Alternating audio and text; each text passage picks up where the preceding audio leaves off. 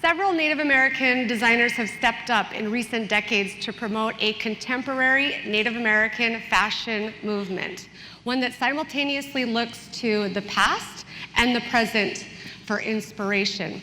Now, no two designers are doing the same exact thing, which is incredibly exciting. For example, Consuelo Pascual, who is Navajo and Mayan, looks to her ancestors for inspiration for her collections. Her ancestors were knowledgeable observers of the sky world, and she takes that ancient inspiration point and puts it into couture.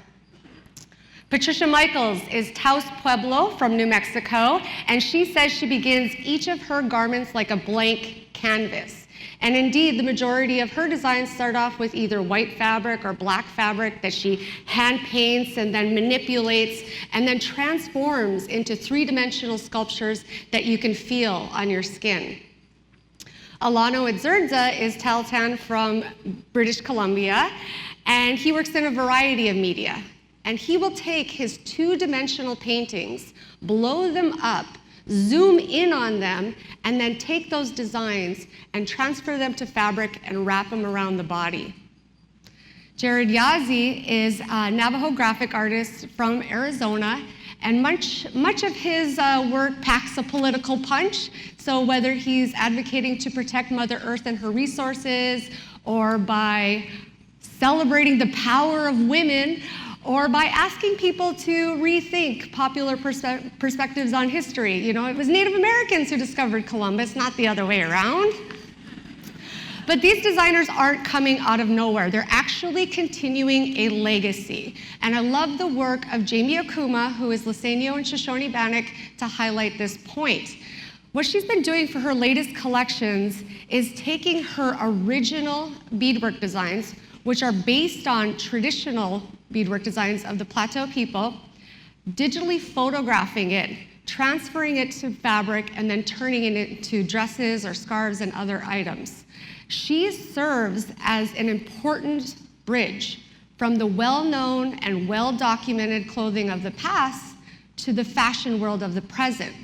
Importantly, Okuma and other designers are providing a platform, a pathway, for future generations to continue to create. Because for thousands of years, humans have engaged in the creative practice of decorating the body. From earrings and piercings to tattoos, hairstyles, embellished garments, the act of fashioning the self goes beyond the utilitarian and into the realm of symbolic significance.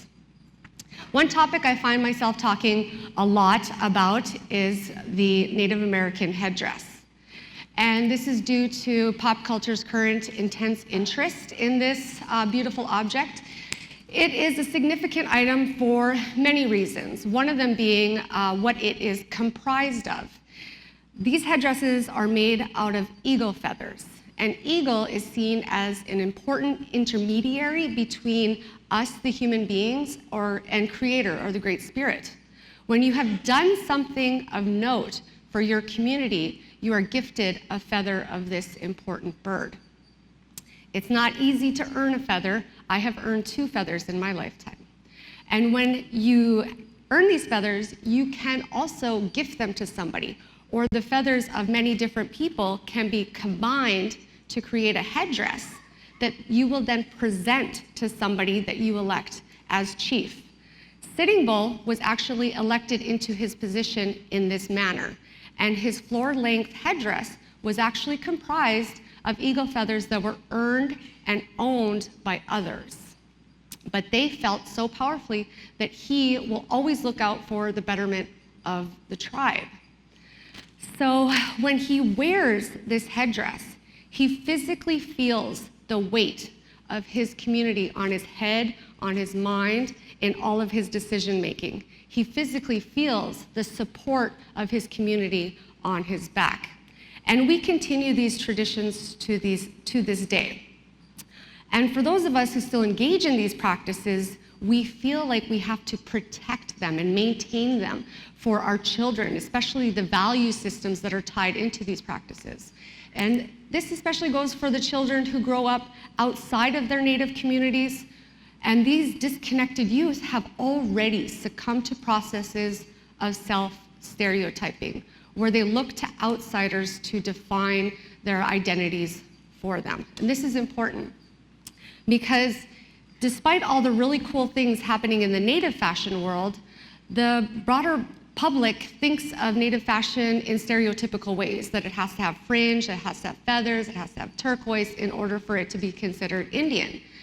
And these points get exacerbated when large clothing companies mass produce Native-inspired collections that flood the malls and magazines and runway shows with inaccurate depictions of our cultures.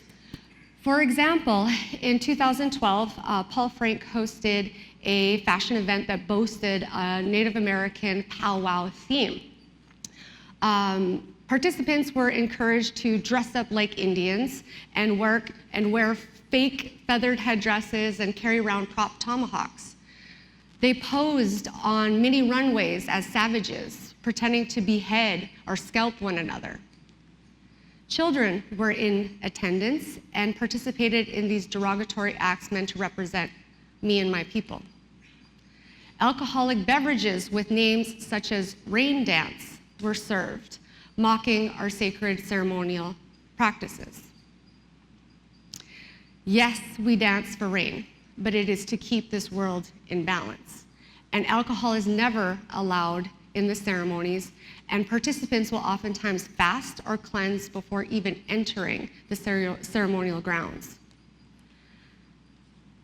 These partygoers acted out or enacted outdated racist stereotypes of Native people as less evolved human beings or savages. And so this bothered me. So myself and a few other outspoken activists took to our platforms to voice our concerns. I wrote an open letter to the company. I demanded an apology. I asked that they donate to Native arts since they are profiting off of the caricature of our cultures. I asked that they work or collaborate with Native American designers in the future. And what happened next was completely unexpected, and that was that the president sent me an email, and I thought, oh no. Uh-oh, he read my letter.